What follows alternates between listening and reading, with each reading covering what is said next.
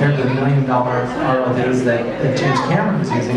So, if you do get tangled and you do lose it, it's not, it's not the trap, it's not the end of ocean exploration. You just get a few more. The question is how many have we lost? The better question is how many have we broken? So in our laboratory in Berkeley, we have, it's almost like a graveyard of old ROVs. You can see from the very first idea, and then it evolved, and we started trying new things and evolving the design. And so that's an important part of doing something like this, is making a bunch of mistakes. So you see this one driving around, and it's great, it works, but there were many prototypes and many moments where things didn't work.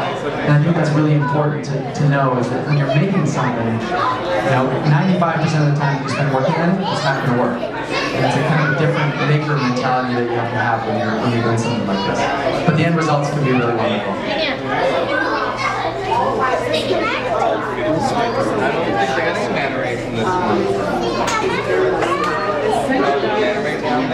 So the question is this tank dive going to be on the OpenROV website? And it definitely will be. You can see Jim's here snapping photos. I know there's a group that's doing some filming, and David McKinney would know better. Is it going to be on the NOAA website as well? Okay, so they'd like it to be on the NOAA website. It'll be on the NOAA website as well. So there will be, you will not come. And so you can tell everybody about it. That'd be awesome. It's right in front of us.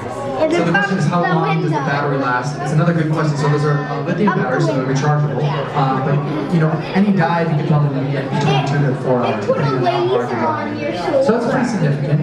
We're actually doing a lot better than we used to. Yeah, made a laser. Actually, much more efficient, just chasing a fish. Yeah, it scanned your shoulder. But yeah, between 2 to 4 hours, and then they're rechargeable, so you can bring out these extra batteries if you need them, and replace them when you're on the field.